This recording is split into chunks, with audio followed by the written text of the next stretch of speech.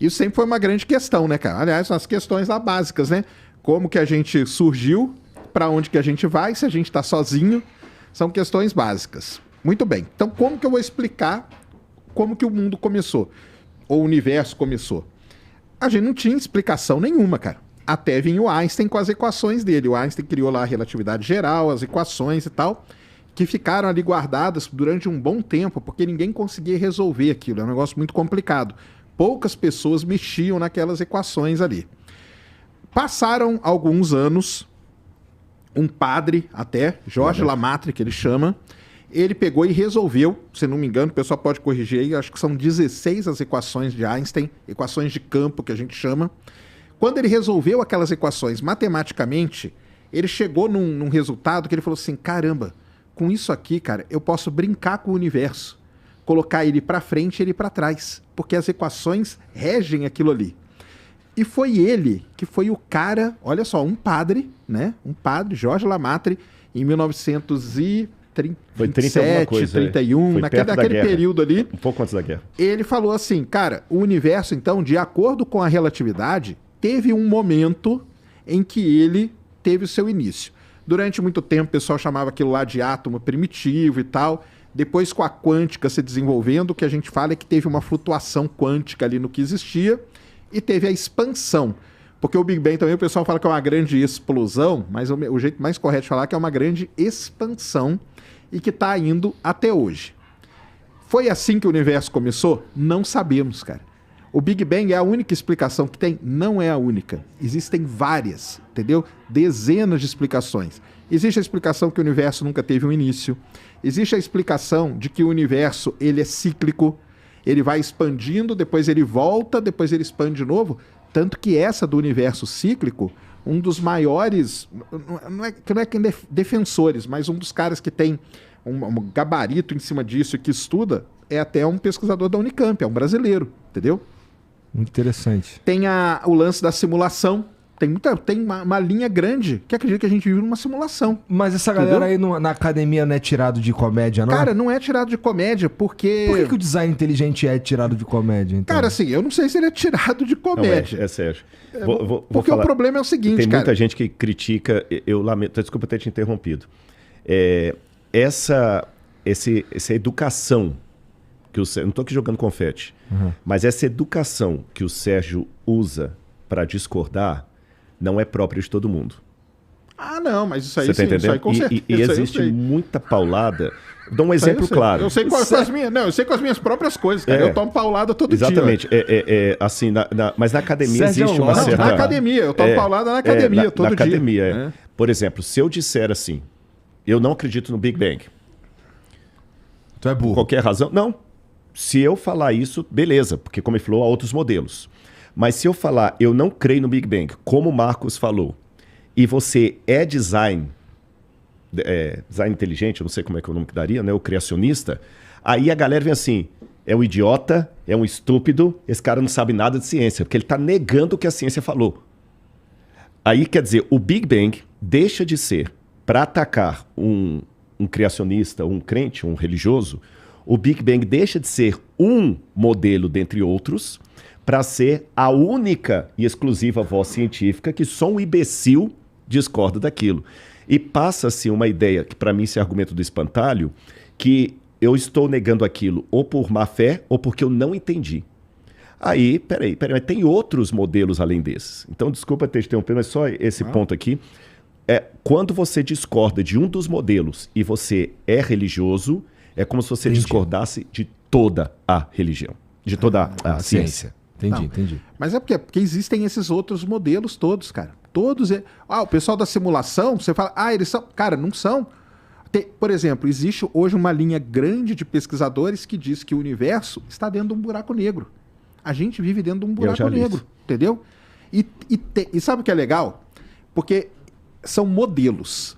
E modelo, cara, ele é um negócio, eu brinco, falo isso quase todo dia, até no meu canal. Modelo é um cobertor curto.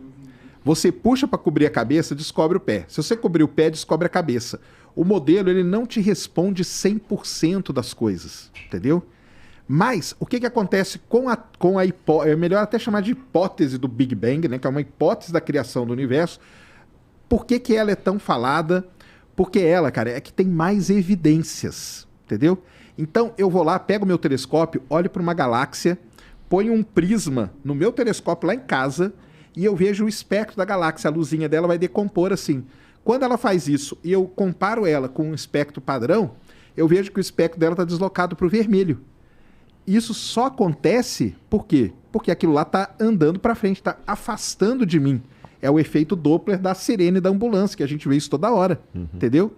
Então, eu consigo observar as coisas, algumas coisas, e elas concordam com o que foi teorizado. Aham. Porque isso é uma coisa muito importante, tá, galera? Ah, multiverso. E a teoria do multiverso? Beleza, cara. Teoricamente, ou seja, matematicamente, tá tudo ali. Agora, cadê a parte observacional? A gente não tem. O Prêmio Nobel de Física do ano passado foi sobre o entrelaçamento quântico, que é você jogar um feixe de luz aqui, ó, da mesma lanterna, na hora que bater aqui vai dividir. Se eu medir essa partícula de cá, esse fóton, eu vou saber tudo o que está acontecendo com esse sem eu medir. Cara, o Einstein foi contra isso, todo mundo, cara, meio mundo foi contra isso, mas teoricamente estava lá. O que o cara fez o ano passado? Ele fez um experimento, ganhou o Prêmio Nobel, cara. Porque agora a gente tem a teoria e temos a observação. Fechou. Então, o Big Bang, o que é o lance dele? Ele é, dentre esses modelos, o que mais tem evidências observacionais que deve ter sido realmente daquele jeito. Mas foi? Não sabemos, cara. E se Entendeu? liga, Sérgio. É que eu interrompi aquela hora, ele ia explicar a questão do James Webb. Eu queria ouvir. Então, eu quero voltar no James Webb também, mas se liga. Você falou o lance lá do telescópio na tua casa com o prisma, né? É só porque, assim, cara, eu sou meio burro nisso. Então, assim, você tá olhando uma estrela que tá longeão, aí você coloca o prisma, você vê que ela tá deslocada pro vermelho, significa que ela tá afastando. Isso. Tá bom, se ela tivesse parada lá onde ela tá, ainda assim, ia demorar mó tempão pra luz chegar aqui, como é que ia estar a luz do prisma? Ela ia estar de acordo com esse espectro padrão que eu tenho. Eu faço um espectro padrão de uma coisa parada. Então o espectro daquele ali, as linhazinhas dão daquele jeito. As linhas de absorção que a gente chama do espectro. Que é a cor, né? O espectro nada mais é do que a cor. Azul, tal, até o vermelho. Tem o ultravioleta, que é antes do azul, e o infravermelho, que é depois.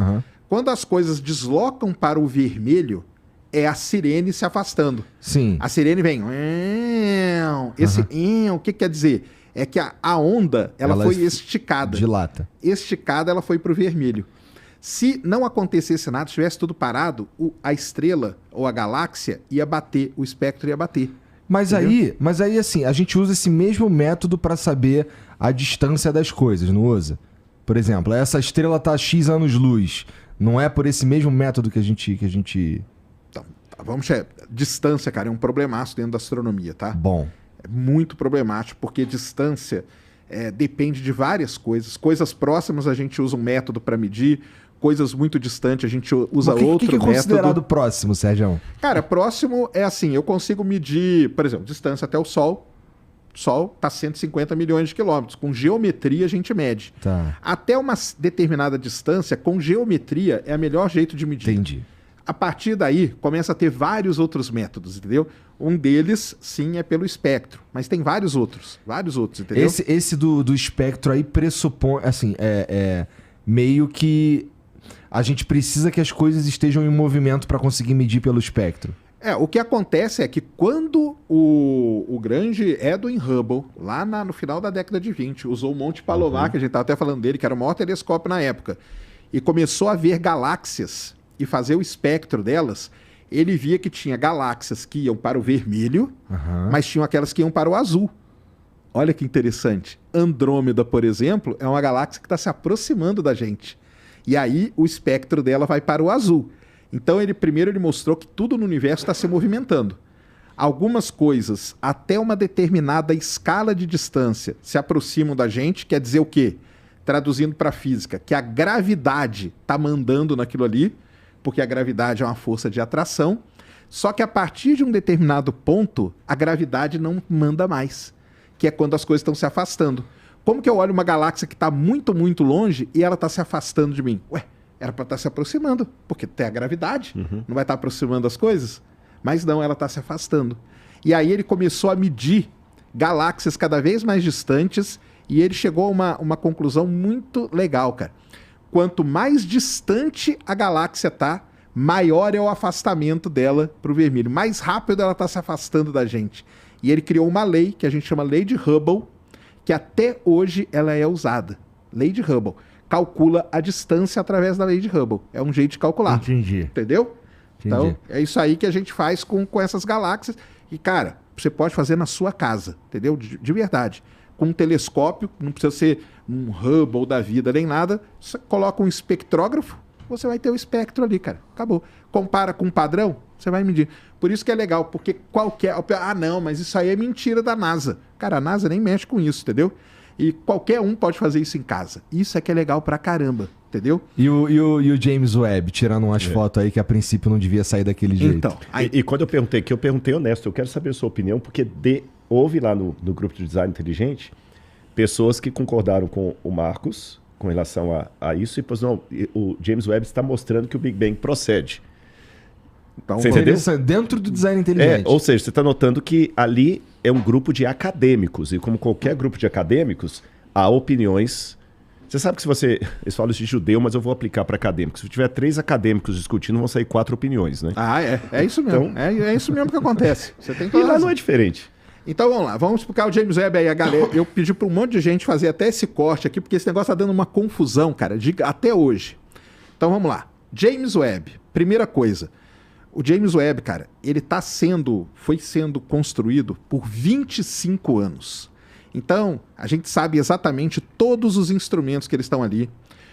O James Webb, ele foi construído com todos os equipamentos dele para observar no infravermelho. Então, o James Webb, você pega o espectro eletromagnético, ele vê o finalzinho do vermelho, que é luz visível ainda, o infravermelho próximo e o infravermelho médio. É isso que o James Webb vê. É isso. Na prática, isso quer dizer o quê? Na prática, quer dizer o quê? Que ele foi construído com alguns objetivos. Eu construo um equipamento com um objetivo. Aham. O Rodrigo vai lá fazer a escavação dele com um determinado equipamento, aquele equipamento foi feito para aquele objetivo. Aham. Ele não vai pegar um outro que não foi feito para aquilo. Não vai tacar-lhe uma picareta, né? Exatamente. De jeito nenhum. O James Webb, cara, em momento, presta atenção, galera, em momento algum, nenhum, você não acha, você pode vasculhar todos os artigos, cara. Em momento algum, ele foi feito para comprovar ou refutar o Big Bang. Nunca, jamais. Isso aí não faz nem parte nem dos objetivos do James Webb.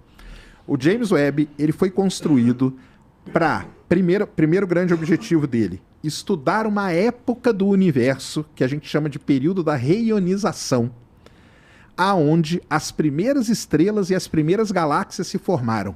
Porque os astrônomos querem entender como a gente vive numa galáxia. Como que a Via Láctea chegou a ser do jeito que ela é? Ela se formou. Como que ela se formou? Então o James Webb foi feito para isso. Aham. Para isso. Ele não tem nada a ver com o Big Bang, cara. Nada a ver. Nada. Mas eu vou contar por que chegou essa confusão aí. Aham. O segundo objetivo dele, descobrir bioassinaturas em exoplanetas, estudando a atmosfera, e descobrir como que mas estrelas explica pra formam. nós o que é um eu ia- exoplaneta. E o que é uma bioassinatura também? Então vamos lá. Uma assinatura, eu suponho que seja pra ver se teve vida. Isso, para ver se tem vida, na verdade.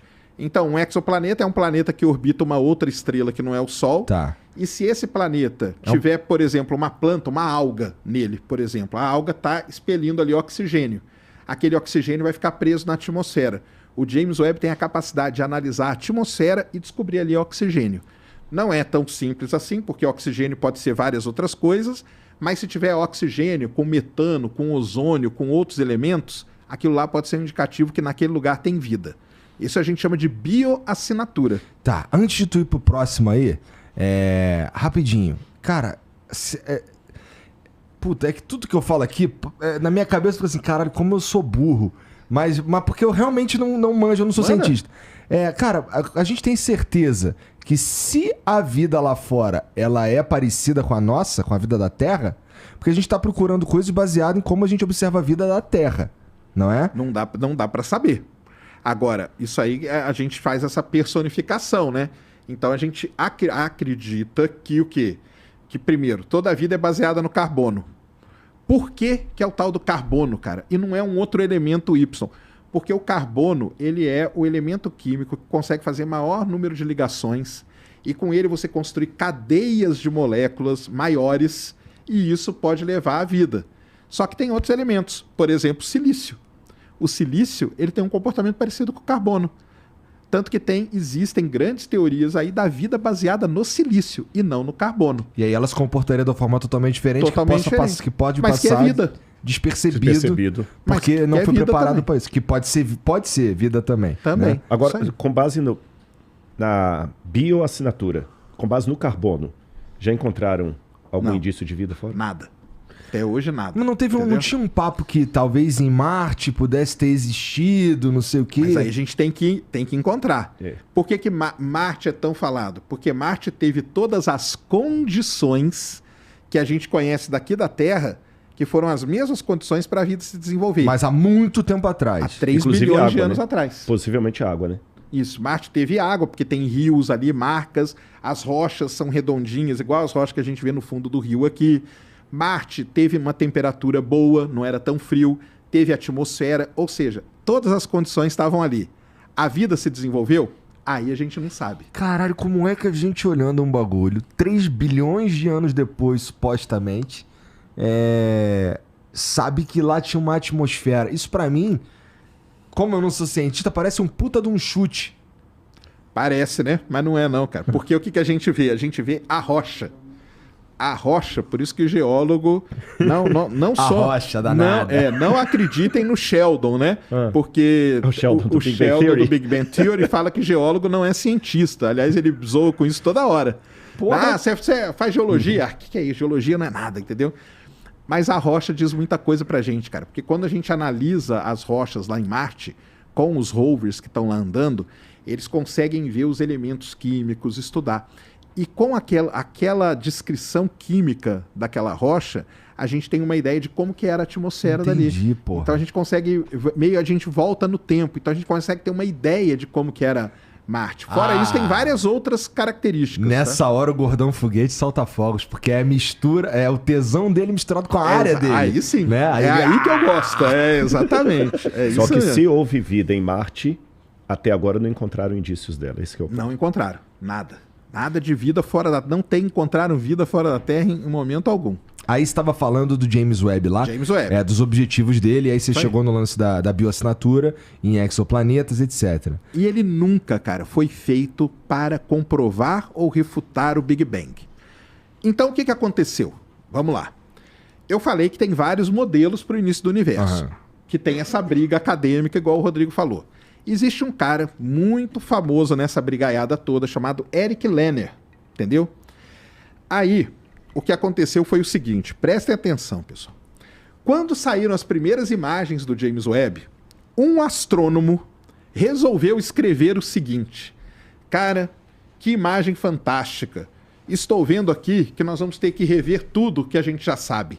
O cara escreveu, cara, numa questão assim, cara, olha aqui quanta coisa legal que o James Webb tá mostrando pra gente, cara. Provavelmente vai ter muita coisa nova e tal.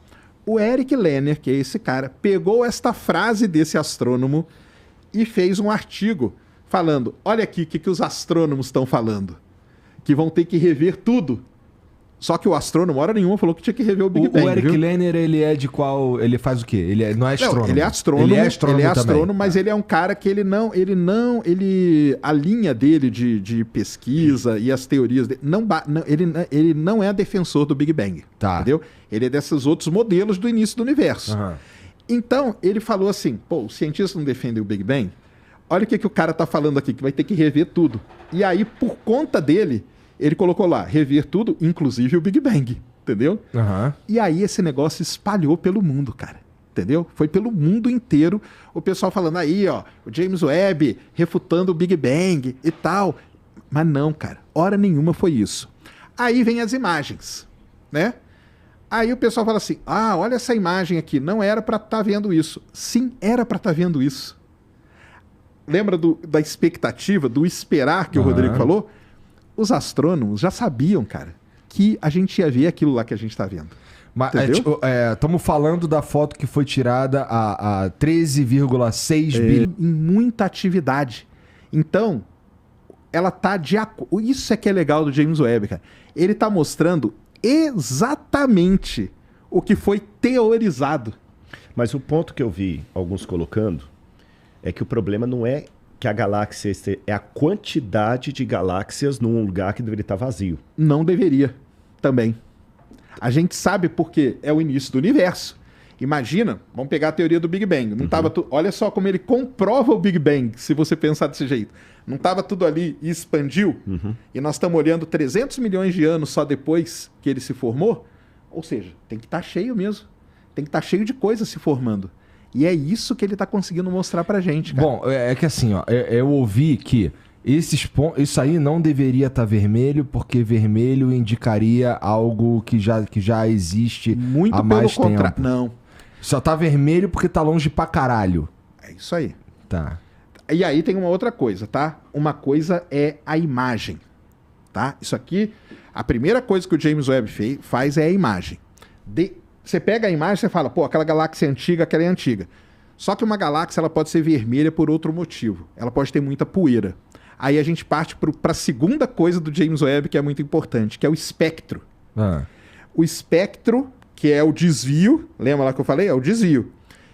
Aí ele vai algumas... Aí eu fiz até um vídeo no meu canal que chama As Galáxias Impostoras do James Webb. Porque tem muitas dessas vermelhas que elas não estão distantes. Mas elas estão com muita poeira. Estão e a poeira, com a cor vermelha. E aí deixa ela avermelhada. Então várias dessas já foram tiradas da lista, mas 4 delas... Vai no site do James Webb, o Janzão, pra mim, cara. Pode colocar aí ESA Web, que você vai achar. Semana passada, 4 de todas essas que o pessoal anunciou e tudo, 4 delas foram comprovadas. Comprovadas por conta de quê? Por conta do espectro, cara. Então, quando você faz o espectro, não tem como mentir. Vai andar, acho que vai ser a próxima aqui. Vai para a próxima aí. Ah, não, desce aqui. Caramba, não tá aqui não. Tem que procurar no... Essa aí foi no ESA Web, né? Tenta aí procurar no site da NASA, ou James Webb mesmo, porque tem a da semana passada, que é legal pra caramba, porque aí ele tá vendo outras coisas, morte de estrela e tal. Beleza, vou achar aqui já. Tá. Então, ela tem que... Primeiro, ela tem que estar vermelha porque ela está muito longe. Segundo, os elementos dela, por espectro, mostram que elas são ricas mesmo em hidrogênio, em hélio, que está tudo de acordo com o que foi teorizado. E a quantidade, sim, cara, tem que ter muita. O problema é que a gente, antes do James Webb, a gente tinha o Hubble. O Hubble só tinha uma capacidade. O James Webb está mostrando para a gente muito mais. E está de acordo com a teoria. Então, na verdade... primeiro, né? Lembrando, ele não foi feito para refutar e nem para comprovar o Big Bang, tá? A gente analisa isso para entender como que essas galáxias se formaram. Mesmo porque o James Webb, cara... Puta, não é no Flickr, não. É que é da... Eu fui no site da NASA e eles mandaram aqui, ó, direto pra... Não, é que é uma da... Pô, saiu semana passada. Eu vou ver se eu acho aqui. Já vai ali em 2023 ali, ó. Desce aí. Tá ali, ó. Deixa eu ver aqui. Isso é o Hubble, né? Esse aí é o Hubble, mas aqui é o Webb no mesmo ponto. Eles mostrando que o James Webb vê com menos de um dia é mais do que o Hubble vê com 11 dias. Só pra você ver a capacidade dele, tá? Cara, depois eu vou achar aqui e te mando pra você colocar. Olha que interessante ali. Ali no Hubble, é claro, assim, você falou, são tecnologias diferentes, construções diferentes e tal. Mas o Hubble, ele vê as coisas mais avermelhadas, não é? Olha ali, ó, se a gente for comparar os pontos, no Hubble, aquele ponto mais redondão ali à direita, que tá, sei lá, branco. Ali aqui tá mais vermelhão. alaranjado. Mas aí é porque aqui o James Webb tem uma capacidade maior. Então ele tá mostrando que aquilo lá não é tão antigo assim como o Hubble mostraria só por imagem. Entendeu? Por isso que é uma coisa muito importante. Uma coisa é a imagem, a outra coisa é o espectro. Então, quando você faz o espectro e você mede realmente o desvio, é aí que você vai saber se aquilo lá é realmente antigo. Então, isso é muito importante. Então, James Webb, que é pelo que o Sérgio está falando, é basicamente o que a gente já esperava, pelos modelos matemáticos que a gente já criou e tudo mais, não sei o quê. A gente meio que a gente tem uma ideia que não invalida o que você acredita. É correto dizer isso? Corretíssimo. Tudo que o Sérgio falou aqui, eu não posso falar assim, eu concordo com isso ou com aquilo, porque não é minha área. Igual ele falou do buraco negro. Poxa, eu achei legal. Primeira vez que eu ouvi falar. Pessoalmente, eu gosto mais da simulação. Simulação também. Mas se tiver um cara defensor da teoria do buraco negro aqui, detonando com o Big Bang, eu não teria contra-argumentos para poder debater com o cara. Do ponto de vista teológico, nada disso invalida a minha fé. Nada disso é contra o texto bíblico. Eu só tenho uma questão e duas perguntas, além de tudo que o Sérgio testemunhou da experiência intelectual dele. A minha questão a ciência não responde tudo. Há limitações nela. Nem tudo passa pelo crivo do método científico. Como ele falou de maneira muito honesta aqui, há muito mais... Ele não falou essa frase, mas eu quase a subentendi. Há muito mais perguntas do que respostas. Exatamente. Há muitas coisas que a gente não sabe. Muita coisa que a gente não sabe. E aí, eu só tenho duas perguntas que me levam a crer nesse primeiro momento. Por que existe algo ao invés de nada? Isso é uma questão muito válida. E por que a música ao invés de ruído? Se eu tirar Deus dessa equação, estou colocando equação entre aspas aqui, apenas como figura de linguagem. Se eu tirar Deus dessa equação, é muito complicado, mesmo pela análise observacional que eu tenho. Porque ex nihilo nihil fit, do nada nada se produz. Eu só posso dispensar Deus desse cenário se eu trabalhar com dois modelos que, para mim, Rodrigo, eles não fazem muito sentido. Ou do universo eterno, onde o próprio universo seria Deus. Só que, filosoficamente falando, aí eu vou me afastar da ciência e vou entrar na filosofia, que é a minha área. Tá bom. Se o universo é eterno para trás, esse momento nunca chegaria. Ele nunca chegaria. Se ele é eterno, ele está se expandindo para onde? Você está entendendo? Se ele é eterno, ele está se expandindo para onde? Não tem para onde expandir. Ele já teria chegado lá. Sim, ele é eterno, então ele é. Ele é. Né? Você está entendendo? E como nada desses modelos gozam de... Eu acho assim, mesmo o multiverso, a menos que o Sérgio me surpreenda com alguma evidência que eu não conheço, mas tô falando que não é provocando, não é porque eu não conheço mesmo. Multiverso, para mim, tá mais para Marvel do que para a ciência. Você tá entendendo? Então, assim, tem que ter uma causa primeiro. Vou ser bem aristotélico aqui. Eu não estou falando ainda que essa causa primeira é o Deus de Israel, que é o Deus da Bíblia. Eu estou falando apenas que é uma causa primeira. Ainda não estou legislando se ela é inteligente, se ela é pessoal. Uma causa primeira. E essa causa primeira não pode ser o próprio universo, porque o universo não pode se formar do nada. Tem que ter algo que formou o universo. E esse algo tem que ser antes, além da matéria, do tempo e tudo mais. Eu ia falar, o exército, o universo não pode ser a causa primeira. Mas Deus, na tua fé, é a causa primeira, né? Por que ele é a causa primeira? Obrigadão, viu? Por que Deus é a causa primeira?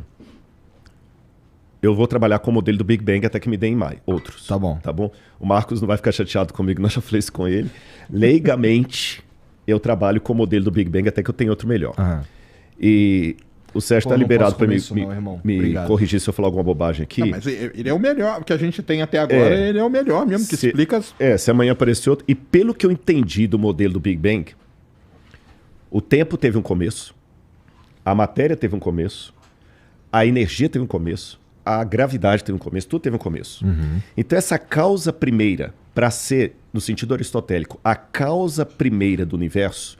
ela tem que ser anterior a ele. E por ser anterior a ele, ela não pode ser restrita às dimensões temporais, gravitacionais, espaciais, senão ela não pode ser causa primeira. E por não ser delimitada por essas questões, ela tem que ser eterna. Se ela é eterna, não precisa de alguém gerá-la. Porque se tem alguém que a gera, aí eu vou cair num retrocesso infinito. Alguém precisa ter gerado aquilo ali, exatamente. Por aí vai. E essa causa primeira, que em teologia nós chamamos de Deus.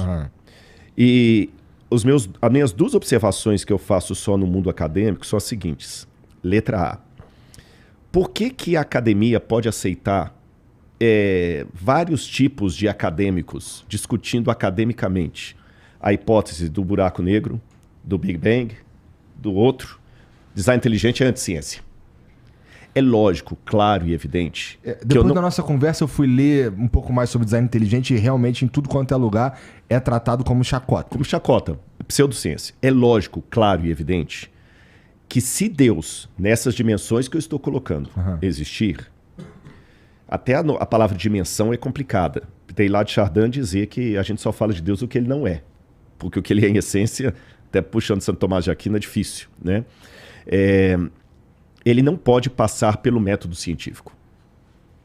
Porque qualquer coisa para passar dentro do crivo do método científico, laboratorial, experiencial, tem que ser algo alcançável pela ciência. Sim. Se Deus for alcançável pela ciência, ele é pequeno demais para ser Deus. Ele precisa caber no nosso entendimento, Exatamente. Né? Então, a única maneira que Deus tem de caber no meu sentimento, agora eu já estou saindo da filosofia e estou entrando na teologia. Vai. Só tem uma maneira de Deus caber no meu sentimento, no meu entendimento, se ele se diminuir propositadamente. Aí Lutero dizia que os homens usam máscara para se esconder. Deus, ao contrário, usa máscaras para se revelar. E a teologia faz a diferença entre o Deus absconditus e o Deus revelatus. O Deus absconditus é esse Deus que...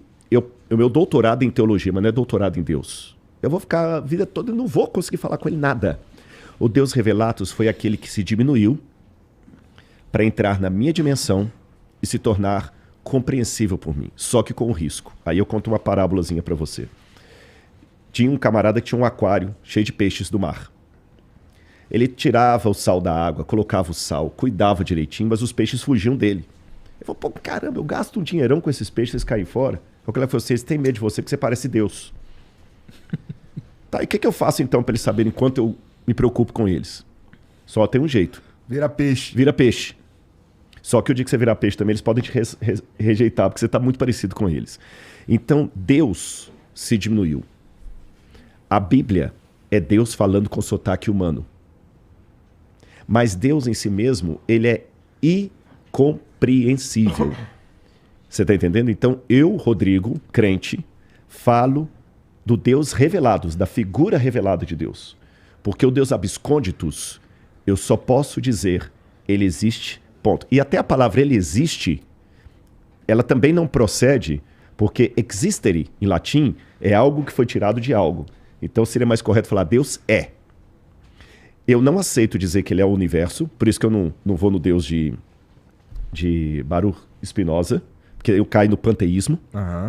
E o panteísmo é complicado, porque... vou lembrar um filósofo aqui que fala que é o sentido de um sistema delimitado, fechado, embora o universo é fechado, eu sei que tem essa discussão, tem que estar fora desse sistema. Por exemplo, um livro de física. O sentido do livro de física não está no livro de física, está no que acontece fora do livro de física.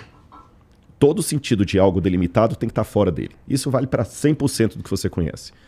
Se o universo tem sentido, esse significado tem que estar fora dele. Para estar fora do universo, eu só tenho duas explicações. Ou existe algo acima do universo, ou o universo não tem sentido. Agora, esse algo acima do universo, que na minha opinião existe, ele não pode ser delimitado por tempo, espaço, etc. Daí que eu vou para um outro capítulo para falar, tá bom, eu até admito a existência da causa primeira desse ser, mas como é que você pode falar que essa causa primeira é o Deus da Bíblia, e não o Deus do Tao Te Ching, e não o Deus do Bhagavad Gita? Aí já seria um outro capítulo, mas num primeiro momento é só isso, porque na academia eu não vou levar laboratorialmente a prova de que... Porque mesmo nas outras áreas, como é que eu vou provar laboratorialmente que Jesus morreu crucificado? Eu vou usar outros métodos, mas eu gostaria que a academia desse espaço também para o design inteligente, sem pejorar, sem falar que é pseudociência, que é não sei o que e tudo mais e tal. Por quê? Porque aquele negócio, se um professor em sala de aula, repito, não estou puxando saco não, mas o Sérgio explica muito bem, eu gostei da didática dele. Mas se ele chegar na sala de aula e só ensinar para os alunos o modelo do Big Bang e não falar nada do buraco negro, com todo respeito, você é um péssimo professor. Porque você não expôs os alunos aos demais modelos que você sabe que existem, que há argumentações, e o aluno saiu da sala. Não, mas o professor Sérgio falou que é o Big Bang. Não, mas tem o buraco negro. Isso é pseudociência. Por que não? Porque o professor Sérgio falou em sala que só tem o Big Bang. A universidade deve ser um lugar para pluralidade de ideias. Eu, quando eu ensino em sala de aula, eu ponho os meus alunos para ler Nietzsche. E eu coloco o que eu concordo de Nietzsche e o que eu discordo. E deixo para o aluno tomar decisão. Em sala de aula, os alunos não estudam só a Bíblia, os que são meus alunos. Alguns deles podem botar aí. Eu ponho para ler Nietzsche, Sartre, eu me posiciono diante de Nietzsche e diante de Sartre. Você está entendendo? Mas eu não fecho só em Bíblia. Agora, se eu tenho essa pluralidade, as escolas adventistas ensinam o modelo criacionista, design inteligente e evolucionista. Tanto é que ela aprova para o vestibular. E o aluno não vai para o vestibular respondendo Bíblia. Verdade. Só isso que eu queria. Que na academia, o pessoal do design inteligente, que são acadêmicos com mestrado e doutorado, fossem respeitados e ouvidos. Pronto. Assim como se tivesse um cara defendendo o modelo do buraco negro aqui, o Sérgio. Pô, beleza, faz sentido, mas eu não concordo. Só isso. Uhum. E do lado dos crentes, para não ficar parecendo que a gente está jogando pedra só do outro lado, que também não houvesse aquela queima na fogueira. Você está entendendo? Que todo ateu é perigoso, é vagabundo, não sei o quê, e tudo e tal. Eu acho isso muito, muito complicado, sabe? Julgar as pessoas pela crença ou pela descrença delas. Porque se Jesus estivesse sentado aqui, no meu lugar... Imagina eu trocar uma ideia com Jesus. Não, eu me faço a pergunta. Se Jesus estivesse aqui, sentado no meu lugar, sabendo que o Sérgio não acredita nele, como Jesus se reportaria ao Sérgio? E eu, Sérgio, eu procuro, dentro da minha fé, imitar o modelo de Jesus. Consigo sempre? Não vou mentir para você. Não consigo. Mas é o modelo que eu quero. E se os crentes imitassem mais Jesus, eu acho que a coisa ficaria melhor. É só isso o ponto. Sem nenhuma... Sérgio, deixa eu te fazer aí nessa linha aí dele, talvez falte. É porque assim, a gente tem o que o pessoal chama, né? E a gente de pseudociência, né? Por exemplo, eu fui ufólogo durante um bom tempo, muito amigo do Gevaerd, já falei, e tudo mais. E a ufologia ela é considerada uma pseudociência. Pseudociência no sentido do quê? De que ela não passa, que igual o Rodrigo falou, pelo método científico, entendeu? Porque pra gente, a ciência, ela é um conjunto de conhecimentos, mas ela é guiada pelo método científico. Ela começa com uma pergunta, aí você bola as hipóteses, aí você faz um experimento, aí aquele experimento pode ou não comprovar as hipóteses, aí você tem que criar outras hipóteses e tudo mais. E tem o lance também de ser repetido. Por isso que hoje, nos artigos científicos, o pessoal coloca os dados lá. Os dados têm que estar lá. Se você não colocar os seus dados no artigo, seu artigo nem é lido. Por quê? Porque eles vão pegar aqueles dados, vão dar para 5, 6 pessoas diferentes espalhadas pelo mundo para tentar reproduzir aquilo que você fez. Se tem reprodutividade, aí você está ali dentro daquele escopo. O design inteligente ele entra nesse lance aí dele não se encaixar no método científico e por isso ele entra como pseudociência e tudo mais. Concordo com você dos dois lados, né? Tem esse lance de atacam muitas pessoas, tem um ataque muito pessoal e não nas ideias. Isso aí acaba com qualquer discussão, entendeu? Isso aí eu concordo plenamente, torna cara. o diálogo inviável. Inviável, cara, inviável, entendeu? Então, assim... Mas eu acho que o Mackenzie tem a parte de design inteligente, se não me engano, né? Mas o Mackenzie é confessional. As escolas adventistas também têm. Tem, né? Então, eu queria isso dentro da USP, da Unicamp. Sim. Olha, eu falei aquele dia aqui, eu fui proibido de falar no Point of Science porque sou religioso. Mas os caras tinham lá um negócio de destilação da cachaça. É isso aí que eu acho que tem que abrir mais a questão. Essa discriminação, assim, só porque é religioso, não falar, então, isso aí pra mim tá totalmente errado, cara. Entendeu? Na Unicamp isso também. Eu falo mesmo. E aconteceu com um conhecido meu. Primeira mão que eu falo isso aqui. Ele já até faleceu já. É o Dr. Arraes. Ele fez o doutorado dele em biologia na Unicamp. Isso está documentado. Ele é criacionista, que faleceu. O doutorado dele não tinha nada a ver com criacionismo. Porque ele também não vai mexer no vespeiro. E também não é coisa que... Nem teólogo fala que criacionismo é passar pelo método científico. Eu vou no laboratório... Aqui, ó. Deus existe, Sérgio. Olha aqui, agora você não tem mais como ser ateu. Olha que não existe isso. Porque o dia que Deus passar pelo método científico, ele deixou de ser Deus. Ele virou matéria, né? Deus é axioma. Deus não é teorema, né? Então, o que acontece? Ele teve um grupo de alunos da biologia que fizeram um piquete no dia da defesa lá, que tiveram que chamar a segurança interna e até a polícia e transferir a defesa dele para um outro prédio anônimo, porque eles não queriam que ele defendesse a tese de doutorado dele. Qual a razão?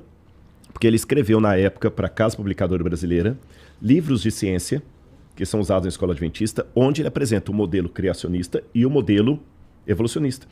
Qualquer coisa que você aprende de Darwin fora estava ali. Ele com a professora Nair Eblin. que não é parente do Erblin, não. E só por isso o pessoal foi, não podemos deixar.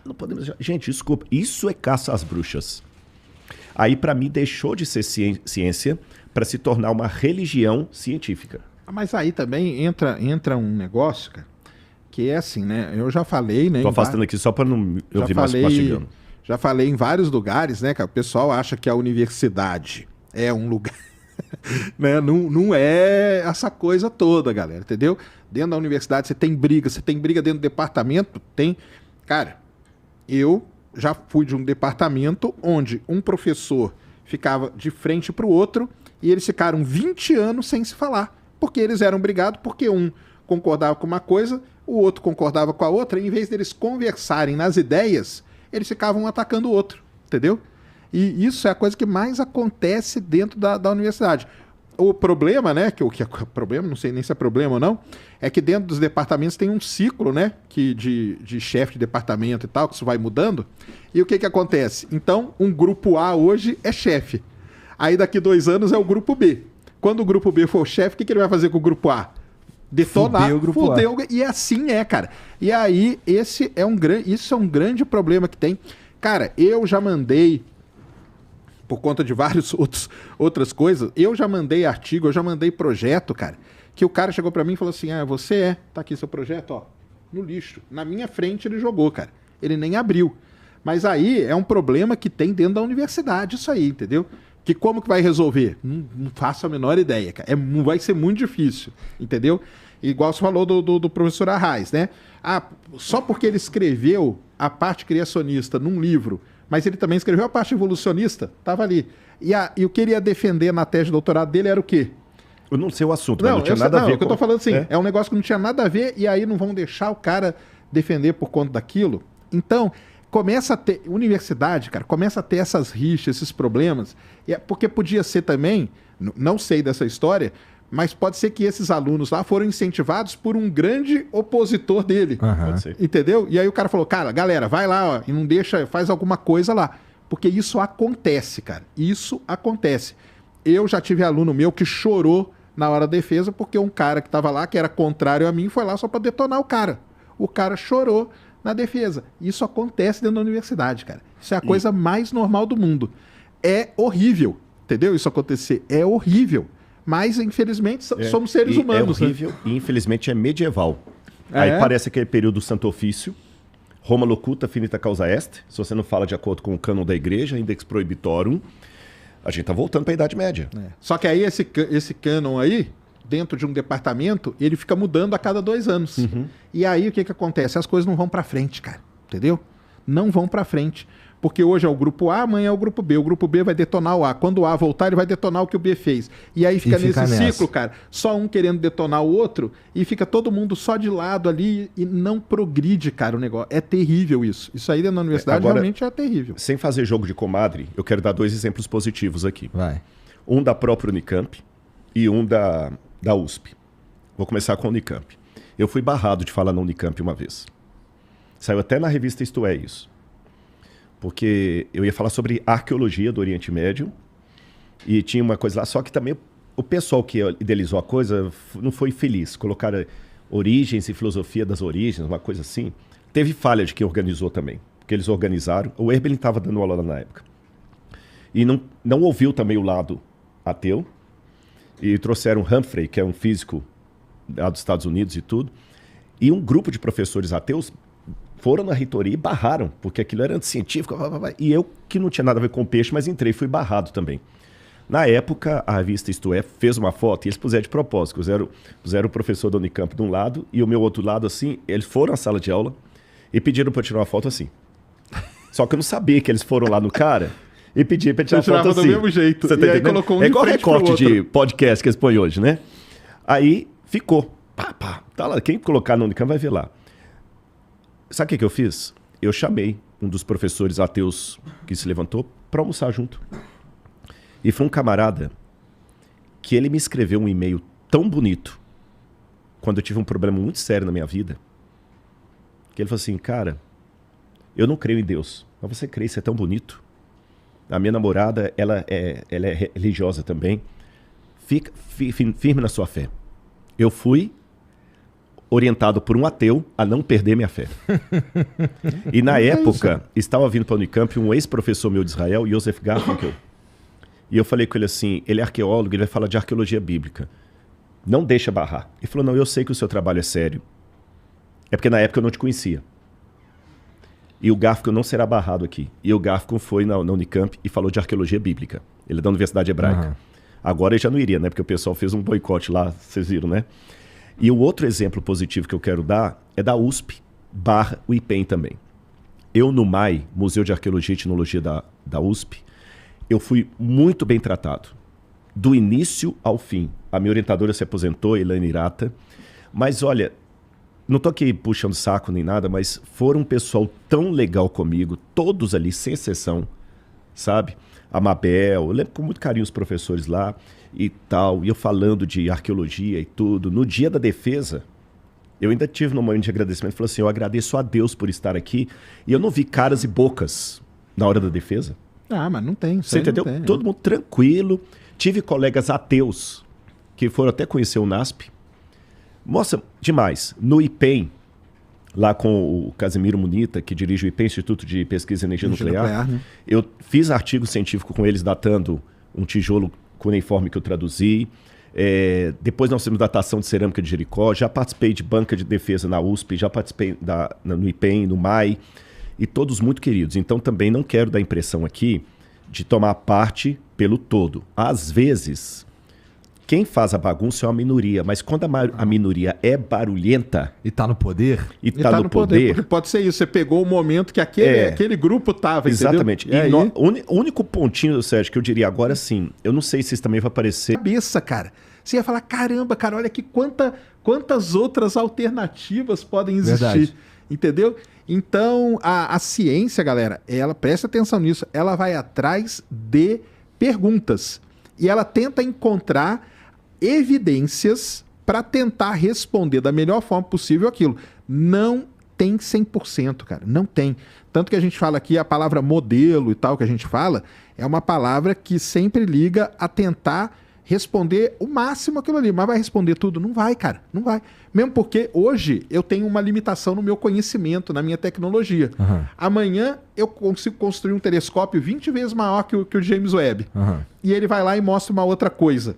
Eu vou ter que rever o meu modelo. Hoje, só para dar um exemplo aqui... Aliás, Jean, eu te mandei o link lá no Insta, cara. Depois coloca.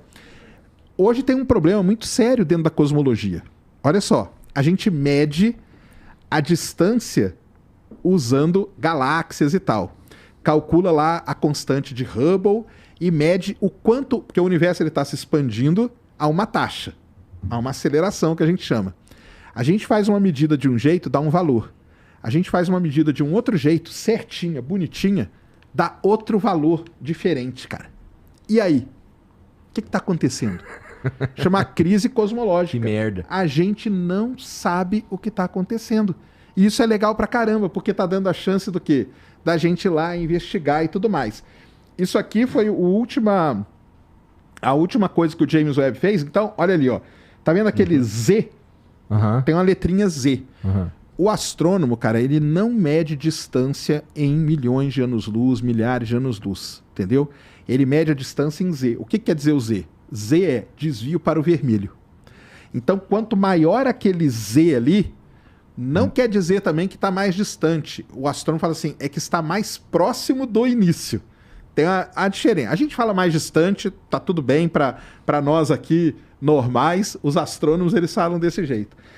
Então você tá vendo o que ele tá medindo ali? Não é aquela coisa branca, é aquele pontinho amarelinho ali, ó. Bem no meio. Bem no meio. Aquilo ali, Z igual a 12,5. E a outra ali, ó, tá vendo? É aquela manchinha laranja ali, Z 10,5. Esse 12,5 coloca aquele pontinho a 13,5, 13,4 e alguma coisa ali, bilhões de anos-luz. Então é isso que a gente mede. Isso aqui foi a última... Porque por espectroscopia, tá vendo? Ó, espectroscopia confirma as galáxias mais distantes do universo. Então, só para completar, uma coisa é a imagem.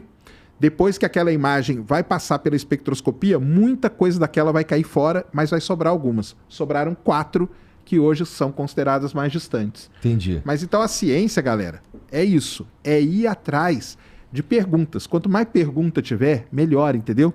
A gente não quer... o cientista é um mentiroso. Olha, ele falou, cara... Quem disse que o cientista vai falar para você que é verdade? É a previsão do tempo, cara. O melhor exemplo é a previsão do tempo. Se alguém falar amanhã vai chover, não vai, o cara vai falar assim, amanhã tem 40% de chance de chover. Se chover, ele mentiu? Não. Não. E se não chover? Também não. Isso é a ciência, isso, cara. Entendeu? Mas eu imagino, me confirma se eu estou certo, que para você abandonar por completo um modelo, tem que ser uma descoberta muito radical. Exatamente. Porque tem descobertas assim, que elas não dão o resultado esperado do modelo que eu sigo. Mas eu não vou invalidar o modelo. Ela pode me abrir espaço para estudar mais, para tentar entender. E talvez expandir o teu modelo. Exatamente. Por que eu estou fazendo essa pergunta aqui? Porque eu quero fazer um paralelo aqui. Muito do que o Sérgio descreveu do ponto de vista científico é a vida de um crente. Vou falar dentro do cristianismo. Eu sei que tem o budismo, o sintoísmo, vou falar dentro da minha experiência cristã. Deus, como criador, vou usar agora a linguagem teológica, ou se vocês quiserem, eu posso falar assim, causa primeira. Eu posso falar como Aristóteles, causa primeira, ou eu posso falar como crente, Deus Chama criador. de Deus, porque eu acho que Fica mais tu vai fácil. falar mais de uma maneira mais pessoal. Vai. Exatamente. Eu trabalho com o modelo de um Deus criador.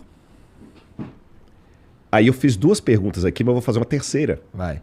A primeira pergunta é, por que existe algo ao invés de nada? Por que a música ao invés de ruído? Porque as coisas não apenas existem, mas elas têm uma lógica. Se elas não tivessem uma lógica, você não podia fazer a espectrometria aí, não podia fazer nada disso. Para você ter uma lógica, isso pressupõe inteligência, design. Agora tem uma terceira pergunta que me fere o modelo. Por que a música desafina? Por que criancinhas morrem? Por que criança e leucemia está na mesma... Então, quando eu lido com a dor e com o sofrimento, aparece um elemento no meu modelo que destoa com o modelo. Mas assim como o cientista não joga fora o modelo pelas dificuldades que apresenta, mas ele apenas investe na dificuldade para entender melhor o modelo ou abandoná-lo, é assim que eu faço. Porque eu, como crente, a Bíblia é o livro que mais me incentiva a fazer perguntas. Por isso que eu não aceito, Sérgio, essa visão, não é sua, mas essa visão do mundo crente de fé. Fé parece quase que um... Você lembra o poder do pensamento positivo?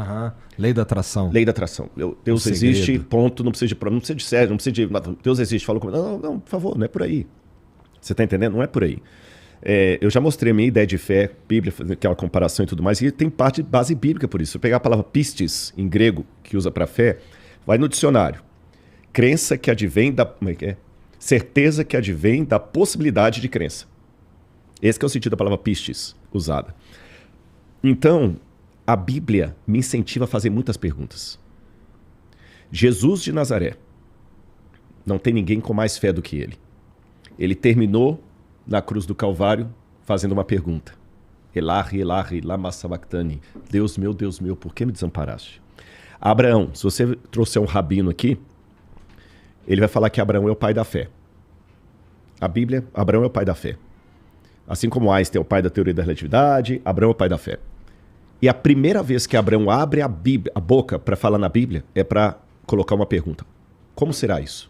Não faz sentido. Maria, como? Jesus, como? A Bíblia incentiva a fazer perguntas a todo tempo, a ponto que, cito de novo o Teilhard de Chardin, eu estou mais próximo de Deus quando eu faço perguntas do que quando eu faço afirmativas. Essa é a minha questão. Você está entendendo? A Bíblia me incentiva. Deus fala assim, provai e vede que o Senhor é bom. Vinde, arrazoemos, diz o Senhor. Estou citando o profeta Isaías. Essa palavra arrazoemos em hebraico significa, vamos botar a razão para funcionar, sua cabeça comigo. Vinde, arrazoemos, diz o Senhor. Provai e vede, fazei prova de mim. Essa palavra prova, ta'am em hebraico, é fazer prova quase empírica. Quase empírica. Então existe uma questão aí de ele vir e preencher a sua vida e lhe dar uma... Eu admito, pode chamar este viés, eu chamo de cosmovisão. Que dentro do meu modelo tem coisas realmente que eu não entendo. Mas ainda assim faz sentido. E é lógico, claro e evidente que para eu falar que Maria deu à luz a Jesus estando grávida, Estando virgem. estou de virgem, perdão. Essa fala isolada não diz nada, mas essa fala está embasada em outros graus de autoridade anterior que eu tenho. Então, por exemplo, para eu ouvir o que o Sérgio falou aqui sobre astronomia e fazer perguntas honestas e falar, poxa, que legal isso aí, essa minha posição diante dele está embasada em outras certezas sobre o Sérgio que eu tive aqui.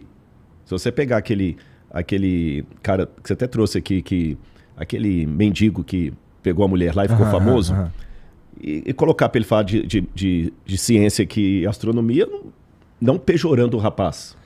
Mas é que o Sérgio Não é a área dele. cientista, né? Exatamente, mas para eu concordar, eu conheço coisas do Sérgio anteriores. Então, o texto bíblico, quando alguém fala assim, você acredita nessa bobagem da Bíblia aqui? Não, peraí. A ciência está sendo muito simplório. Tem coisas anteriores que construíram a autoridade para eu acreditar naquilo. Porque se eu abster dessas coisas anteriores, é realmente uma besteira. Como também soa besteira, você soa, não estou falando que é, soa besteira falar que a cor vermelha significa que ela está mais... Soa besteira. Mas por que eu sei que não é besteira? Porque tem uma série de construções acadêmicas que ele falou daquele jeito. Não foi um negócio que eu gosto mais do vermelho, então vou colocar o vermelho. Não.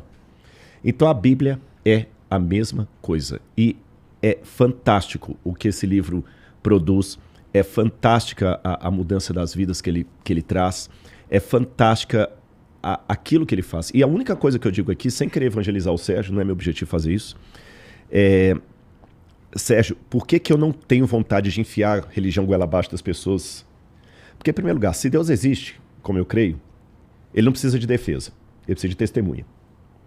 Deus não precisa de advogado. Se ele precisasse de advogado, ele teria nomes melhores que Rodrigo Silva. Então ele precisa de testemunhas. Eu só procuro testemunhar dele porque quando eu vejo alguém com a capacidade do Sérgio, com o gente boa que ele está sendo, sem nenhuma demagogia, e não crê em Deus, eu falo assim, poxa, que pena. Porque aí vem o lado crente. Sabendo que Jesus morreu na cruz do Calvário por todos nós. Isso dito solto é tão estúpido quanto colocar que o vermelho é o mais... Não entenda a frase isolada. Sim. Ele ama tanto o Sérgio como ele ama a mim. Ele ama tanto o Igor. Ele ama todo mundo que tá ouvindo a gente. Ele ama tanto as pessoas. Por que não aceitam? Oh, Senhor, seria tão bom. Seria tão bom. E eu me limito a pedir a Deus que toque no coração delas. Eu orei por você. Obrigado. Sério, orei, sem nenhuma demagogia. A Laura é testemunha. Toca no coração do Sérgio e que o Rodrigo não seja o obstáculo entre o Sérgio e Deus. Essa é a minha mais sincera oração por um ateu. Toca no coração do Sérgio, Senhor. E que o Rodrigo não seja um obstáculo para isso. Sabe? Só isso. Tem uma música do Padre Zezinho que ela é linda essa canção. E eu não sou católico, hein? Eu não sou católico. Padre Zezinho, se eu achar aqui, ateu. Que ele fala assim, ó. Tô até com já achei a música aqui, só quero achar aqui, ó. Ele pega aqui, ó. Um grande amigo meu. Posso ler? É pequenininha. Um grande amigo meu, que a sua fé perdeu, no dia de Natal me procurou. Contou-me sua vida, tão cheia de incertezas, com tanta honestidade que me fez chorar. E a lágrima teimosa, caindo no meu rosto, lavou meu preconceito de cristão. Eu sei que da verdade eu não sou dono. Eu sei que não sei tudo sobre Deus. Às vezes quem duvida e faz perguntas é muito mais honesto do que eu. Ao grande amigo meu, que a sua fé perdeu, no dia de Natal me confessei. Contei-lhe a minha vida, tão cheia de procuras, com tantas esperanças, que ele até sorriu. E aquele riso aberto nos trouxe bem mais perto, lavou seu preconceito de ateu. Por esse amigo meu, que a sua fé perdeu, naquele mesmo dia eu fui rezar. E a minha prece amiga gerou essa cantiga, que eu fiz pensando muito em meu país cristão. Às vezes, muita gente que não crê no que acredita e afasta seu irmão da religião. E o refrão, que eu acho que é o mais forte, eu sei que da verdade eu não sou dono, eu sei que não sei tudo sobre Deus, às vezes quem duvida e faz perguntas é muito mais honesto do que eu. Esse é o Rodrigo Silva. Tá aí. Legal pra caramba. Ó, se Bonito liga. demais. Agora eu vou fazer uma pergunta que vocês vão discordar. Essa vai ser legal. Ele quer treta. Não quero Eu já vi treta. que se o Sérgio brigar comigo, eu tô no sal. Olha o tamanho do cara, olha o meu. Não é, pelo amor de Deus. É porque assim, brincadeira. Eu quero ouvir o que vocês têm pra dizer sobre o seguinte assunto. Sérgio, quantos anos tem a Terra? Tá certo. Cara, então, quantos anos tem a Terra, né? A gente sabe aí, fazendo medidas de vários lugares, aliás, até um mês atrás, a revista Science trouxe uma matéria toda, 5 ou 6 artigos sobre as amostras que a gente pegou num asteroide, uma das coisas assim mais fantásticas que a gente já fez, trouxe a amostra, analisou ela no laboratório. Então, assim, a Terra, pela análise que a gente faz das rochas que a gente tem, ela teria ali 4,56 bilhões de anos. Como que a gente faz isso? Pega rochas. Primeiro, né, pessoal? Primeiro que muita gente acha assim, mas é qualquer rocha que eu pego aqui na esquina da minha casa. Não, cara, entendeu? Por isso que geologia, ela é uma ciência. Igual o Rodrigo, por exemplo, ele não vai procurar um copo usado, vou falar de qualquer jeito, um copo usado na última ceia aqui em, sei lá, em Diadema. Ele sabe que não vai estar ali. Ele vai procurar no lugar certo. Uhum. A geologia é do mesmo jeito. Existem terrenos na Terra, porque a Terra também é um planeta vivo, então isso é muito difícil da gente encontrar rochas muito antigas. Os 2 principais locais é na Austrália e no Canadá, onde tem os terrenos mais antigos do planeta, estão lá. A gente analisa uma rocha, que ela tem ali dentro dela um mineral chamado zircão, e aí fazendo medidas de datações, que não é o carbono 14, que é o carbono 14, para a galera entender, eu já expliquei isso lá no Inteligência também. O carbono 14 ele serve para coisas vivas e tal. A gente está falando da idade da Terra, então é rocha. A rocha ali não vai ter carbono 14 jamais, entendeu? Mesmo o carbono 14 ele tem um limite ali. Ele vai 10 meia-vidas, uns 50 mil anos. Isso aí nós estamos usando outros métodos, urânio, tório, alumínio, microscópios de varredura, coisa assim de último mundo. Analisando essas rochas, a gente chega nessa idade, entendeu? Não é uma pessoa só que analisa, são várias, você espalha essa rocha pelo mundo todo. E aí, o que aconteceu? Quando as amostras do asteroide chegaram aqui na Terra, isso que é legal pra caramba, cara, que veio a amostra de um asteroide.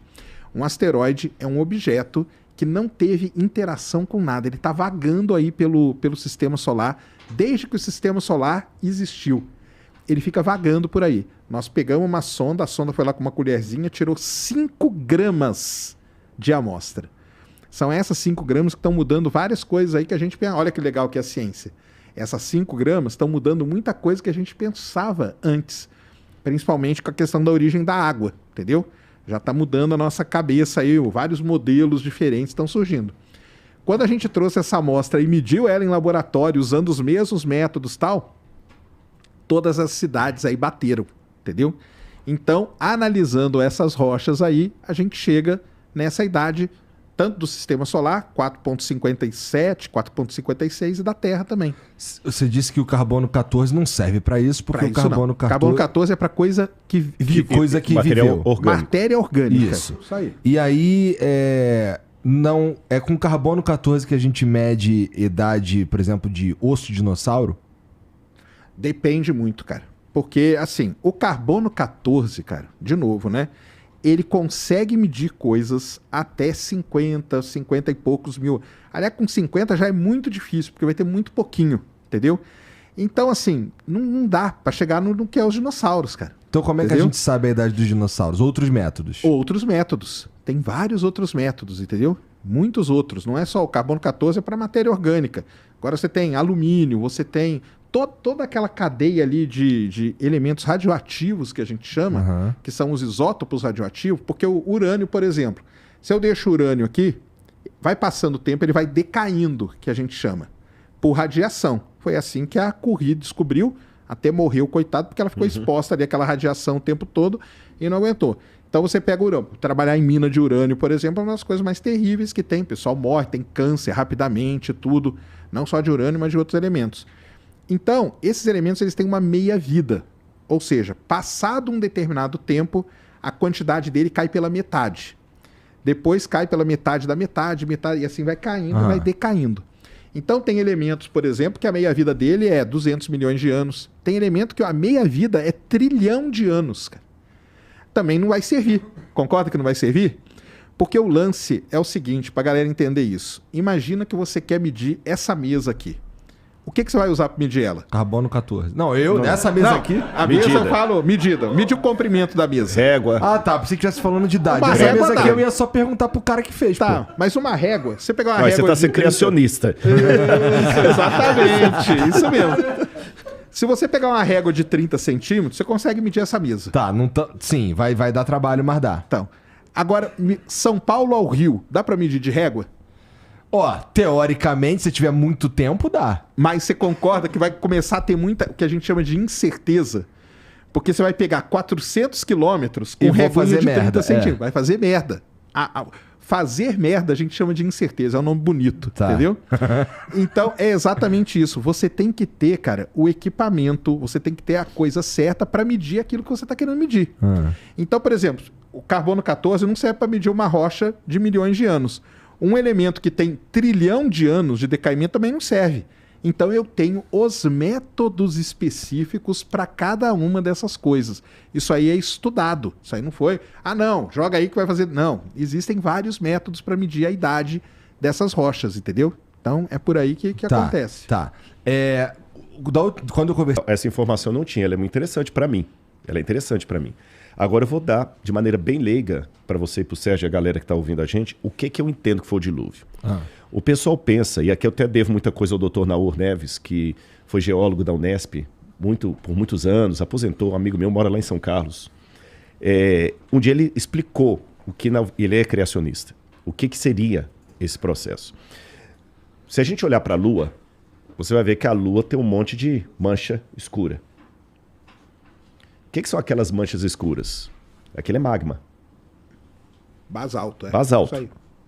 Mas não tem vulcão na Lua. Tem. Não, vulcão que eu digo assim... Ativo? Ativo. Ativo não. É, Mas exatamente. Já teve muitos. Não tem, exatamente. Mas a gente enxerga, Exatamente, é isso que eu ia chegar. A gente enxerga, mas não é ativo, é esse tipo que falar. Não tem vulcão. Então, acredita-se, pelo menos a corrente de alguns, que tem aquele cinturão de asteroides. Tem um cinturão de asteroides. Você tem Entre Marte e Terra, Júpiter. Marte, Júpiter. Entre Marte e Júpiter tem esse cinturão. É como se pegasse um sistema solar e aí você, no lugar onde teriam planetas, tem um monte de pedrinha rodando assim. Pedrinha, tá? Manda bala. Tá certo, tá Pedrinha. Vai lá assim. Daqui a pouco o Sérgio vai... Aí essas pedrinhas... Eu mandei pro Bruno um negócio aqui, depois ele vai mandar pra você, da menina explicando da Terra aqui, viu, Bruno? Você vai ver que depois a explicação mais excelente da Terra, eu ri demais. Eu mandei pra ele. Mas então esses meteoros, também vou usar como leigo a diferença de meteoro, meteorito, astroblemas, eles vieram. Muitos deles vieram arremessados em direção à Terra. Muitos deles bombardearam a Lua. E muitos deles bombardearam a Terra. Quando eles bombardearam a Terra, o dilúvio não seria apenas uma inundação, uma enchente, com a arca flutuando ali. Foram astroblemas caindo e provocando maremotos e tsunamis de alturas estrondosas, causando a destruição de quase toda forma de vida. Isso aí encaixa no que a gente chama, né, de extinções em massa. Exatamente. É esse o ponto. É o que a Bíblia chama de dilúvio. O que a Bíblia chama de dilúvio seria extinção em massa. E nessa destruição toda, a Terra ficou de que maneira? O Sérgio falou num momento aí, a Terra não é tão firme como a gente acredita. E não é mesmo. A Terra está movendo. Então, eu vou comparar a Terra, vou tentar falar de uma maneira que eu, leigo, posso entender. É como se a Terra fosse um ovo cozido, mais ou menos um ovo pochê, sabe? Que ele caiu no chão, ele está quase cozido. Ele caiu no chão, trincou a casca, mas dentro, aquela parte mole do ovo está ali dentro. É isso aí. E as cascas estão todas trincadas aqui. São as placas. São as placas tectônicas. Essas placas trincadas, que como esse ovo também está em movimento, uma casca do ovo entra debaixo da outra, faz assim, aí que você tem a questão dos terremotos. E quando você pega esse ovo, ele está igual uma bola de beisebol. aquela costura no meio ali, você tem uma falha enorme ali, que é onde tem as maiores pontos de terremotos. Você tem o terremoto lá da Turquia, que vazou para a Síria, que pega também até em Portugal, atravessa, vem passar na Califórnia e tudo mais. Então, essa é a situação da Terra. E isso causou um cataclisma tal que destruiu toda a forma de vida. E na minha opinião, pelo menos pelo que eu leio da Bíblia, o que salvou por uma intervenção divina foi Noé com a Arca de Noé.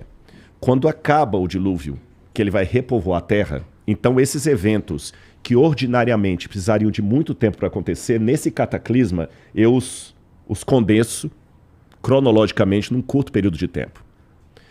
Aí, quando Noé sai da arca, ele pousa, de acordo com a Bíblia, nas montanhas de Ur-Ratu, Ararat, como eles falam, que seria alguma coisa perto da atual Armênia, Turquia, Rússia. Ele sai. E ali começa a formação da civilização humana. É interessante que o berço da civilização é a Mesopotâmia. E foi na Mesopotâmia que os sumérios inventaram a escrita. E quando eu pego os primeiros traços de escrita da humanidade, eu descubro que eles falam quem eram eles. E os sumérios diziam que eles eram descendentes daqueles que sobreviveram ao grande dilúvio.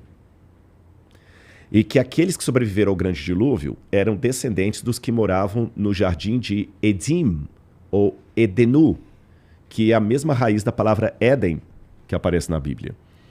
E que eles foram expulsos desse jardim paradisíaco, houve um dilúvio e eles são os descendentes. E eles começam a povoar a terra. Aí, o curioso é que essa mesma história do dilúvio, de um jardim paradisíaco, ela não está só na Suméria. Você encontra entre os índios incas, maias, astecas, em vários povos ao redor do mundo. Ela não é uma coisa exclusiva daquela região. E ali começou o berço da civilização. Depois vem o Egito. Vou deixar China e Índia de lado aqui do meu modelo por enquanto. Tem lugar para eles, mas só para facilitar. Aí vem o Egito, depois vem os hititas, vai povoando os jafetitas, vem a parte ali do Oriente Próximo, aquela coisa toda, e aí a civilização vai sendo formada. E mais ou menos uns 2000 anos depois disso vai vir Moisés e vai escrever ali o Gênesis e tudo mais. É lógico que eu apresentando esse modelo rapidamente assim, para o pessoal entender, uma pergunta liga. Então a Bíblia apenas plagiou esses mitos, que já existiu antes da Bíblia. O épico do Gilgamesh, Atrahasis, Utnapishtim. Eu tenho modelos literários para dizer que a Bíblia não plagiou esses mitos. Vou dizer de maneira simples alguns deles. Todos eles eram politeístas. A Bíblia é o único que quebra o ciclo e coloca um monoteísmo. Segundo, todos esses mitos, sem exceção, colocam os deuses como filhos do universo. O universo se autoengendrou ou sempre existiu. E depois que vieram os deuses, a Bíblia é o único que coloca Deus antes do universo. Nenhum outro modelo criacionista da antiguidade humana coloca os deuses antes do cosmos. Os deuses são filhos do cosmos. O único que Deus é o originador do cosmos é o modelo bíblico. Nenhum mito no estudo da literatura suméria ou do Antigo Oriente Próximo plagia um mito anterior para simplificá-lo, sempre era para ampliá-lo. A Bíblia apresenta um relato muito mais curto, muito mais conciso, que mostra uma independência literária do que havia antes. Então, por isso que literariamente eu tenho que encaixar a Bíblia fora. E dizer que essa história de uma catástrofe da Terra foi algo tão sério que até as primeiras civilizações humanas deram testemunho dela. E a Terra, com tudo que a gente vê hoje, os fósseis, as montanhas se elevando, uma série de coisas, na minha opinião, é como se fosse uma enchente. Quando eu estava indo para o colégio, estava aquela chuva. Aí você olhava, depois que a água ia embora, deixava aqueles veios assim, aí eu ficava brincando gigante. É isso aqui que o dilúvio deixou na Terra. E um último argumento aqui, só para entender. Por exemplo, hoje, até tem uma hora que eu perguntei para o Sérgio, ele confirmou, a água em Marte. Como é que o pessoal sabe que havia água no planeta? Pelos veios deixados, pelas imagens. Marte tem as imagens da Terra. Então a Terra foi um grande mar. Ela foi inundada, o planeta inteiro. Para onde foi essa água? Olha os polos. Congelaram. Se os polos derreterem, você tem elevação do nível do mar tranquilo. Você tem os aquíferos, você tem águas, lençóis freáticos. Então nós temos água suficiente para inundar o planeta. Essa, em síntese... Mas termina aí que depois eu falo, porque tem uma visão errada da Terra, viu? Essa, em síntese, é a minha ideia do que seria o dilúvio. E as montanhas, ou a tectônica de placas e tudo mais, seria mais ou menos a ideia. Mas pode corrigir minha visão errada. Não. Primeiro falar do dilúvio, né? Assim, cara, eu não entendo nada de Bíblia, viu? Não, Zero. Talvez, pode ser que a Bíblia tenha toda uma análise, uma linguagem, vamos dizer... Como poética? pode ser? Pô, não sei se é poética, né? Mas simbólica e tal. Porque, por exemplo, eventos catastróficos na Terra aconteceram. Pelo menos 5 grandes deles, que são as 5 grandes extinções em massa. A última, 66 milhões de anos atrás, que muito provavelmente foi a que acabou com os dinossauros na Terra, que a gente hoje não sabe exatamente o que aconteceu. Pode ser que tenha sido o asteroide que bateu ali onde é Chicxulub hoje, mas também tem as trapas de Deccan, que é um evento vulcânico, de vulcanismo muito grande que teve na Terra, que pode ter ajudado. Essas duas coisas podem estar ligadas uma à outra. Agora, o ano passado, descobriram 2 crateras na África que datam da mesma de Chicxulub, então pode ser que não tenha sido um asteroide só, pode ter sido, tenham sido vários e tudo mais. Mas o que importa é, depois desse impacto e tal, teve tsunami, isso aí a gente já consegue medir a altura dela, até onde ela chegou e tudo mais, e isso, logicamente, ajudou para acabar com a vida na Terra. E depois de tantos anos, milhões de anos, milhares de anos, a vida começou a florescer de novo e tal, porque aí as coisas foram acalmando. Aliás, foi até bom, porque aí os mamíferos tiveram a chance, né, de estar aqui e tal. E aí tem toda a história do planeta. Tem um livro muito legal que chama O Dia... Como que é?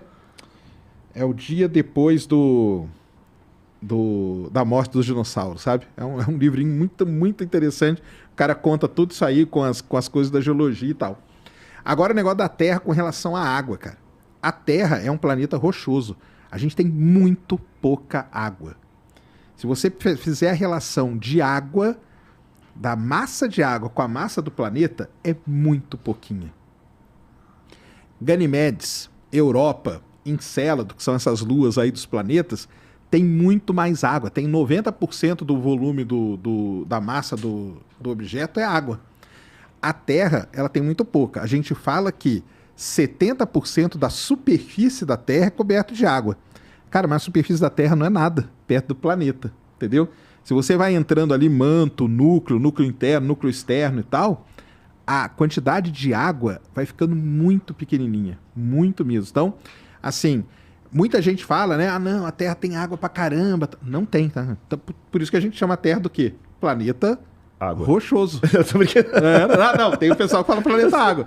Mas a Terra, na classificação, ela é um planeta rochoso, que ela é muito mais... Por isso que a densidade, se a gente tivesse tanta água assim, a densidade do planeta seria muito menor. E a densidade da Terra é a densidade de rocha mesmo. Então a Terra é um planeta rochoso. Não quer dizer que a água também vai acabar, fique tranquilo, tá? Tem água suficiente aí para... E tem mais água sendo descoberta. Mas você acha que a água que tem não seria o suficiente para cobrir toda a Terra de uma catástrofe? Para cobrir toda... Suponhamos, se as calotas... Não, se as calotas todas derreterem, eu acho que não. Acho que sobraria ainda bastante terra, entendeu? Porque geralmente o que eu já ouvi, a explicação é essa, mas eu também, como falei, aí entra a área que eu não domino. Eu queria só aproveitar uma coisa aqui, aproveitar que ele até está esperando lá, tá preocupado, eu quero mandar aqui um abraço pro Vilela, eu não posso esquecer. Grande Vilela. Grande Vilela. Aliás, eu vim ao Flow, né? O primeiro que me levou lá foi o Vilela, depois ele apresentou pro Flow aqui, eu fico feliz, Vilela, abração para você. E hoje eu tenho um bate-papo com ele também, à noite lá, vou falar sobre Maria Madalena, e quero revelar uma coisa. O Vilela, a primeira vez, ele me falou assim, cara, você um dia não aceitaria, eu não conhecia ainda o Sérgio, nem tinha vindo aqui, conversar com um ateu, o Sérgio Sacani e tudo mais e tal, eu não conhecia o Sérgio. Aí na época eu falei assim, Vilela, de boa, briga eu não gosto. Porque quando falava assim, conversar, ele tava tendo muita treta Falar, desculpa, briga eu não gosto. Aí passou isso, morreu. Quando foi agora, o Sérgio esteve lá. Foi semana passada? Foi, semana passada com o Pedrão. Aí ele falou comigo, cara, eu tenho uma proposta pra você. Ele falou que eu perguntei, o Sérgio não teve aqui tudo, eu perguntei, cara, você topava conversar com ele? Ele falou, claro, numa boa. Vamos marcar você. Eu falei, cara, eu vou com ele pro Flow semana que vem. A gente marcou até um horário especial. Ele falou, puxa vida, mas Mas eu queria vocês aqui. A gente vai ter que ir um dia lá, viu? Um dia vamos lá. Aí ele Vamos lá, falou assim, Vilela. Marca aí que nós vamos. Sabe, Vilela? Não, eu tive lá e ele... O Vilela, assim, bom, Vilela é brother, né, cara? Ele falou que eu podia mandar um abraço pra você, que vocês são brothers. Não seria antiético falar isso. Eu tô sacaneando ele aqui, que ele se fudeu, mas a gente é brother e não tem nada disso, na verdade. Isso aqui que tá acontecendo hoje tá... porque... Foi assim, sem... Bom, eu não consulto a agenda das outras pessoas pra fazer a minha. Então Claro. não tem nada de... Não, na verdade, hoje tô furando o olho dos outros. Não tô furando o olho de ninguém. Hoje vocês até adequaram também a minha agenda. Eu pedi, né? Porque tava com... Inclusive, que horas tem que ir embora, né? Porque, tem que ir embora já tenho que ir, porque eu tenho que falar com ele lá. Vou falar sobre Maria Madalena. Então vamos pras perguntas. Vamos para as perguntas. Só uma coisinha final Vai aqui. lá. Eu queria inaugurar, e eu agradeço que o Sérgio me permitiu isso, uma espécie de... Eu não gosto da palavra debate, mas vou usá-la na falta de outra. Eu não gosto da palavra debate, mas vou usá-la na falta de outra. Debate onde você consegue concordar e discordar com classe. E o Flow me deu essa oportunidade hoje. Claro. Você entendeu? É porque a galera odeia o traidor, mas ama a traição. É verdade. Todo mundo quer saber a treta e tudo mais. E olha, eu acho que esse que é o legal. Eu pus meu ponto, o Sérgio pôs aquele, e a gente sai daqui, eu tomo meu coquetel não alcoólico, que eu não sei se ele bebe. Eu não bebo. Então Eu tomo pronto, meu ó, eu energético já aqui, tô um ó. passo de ser crente, ó, já não bebe.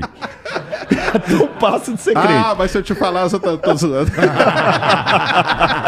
Mas ele cheira um pó. Já deu porra.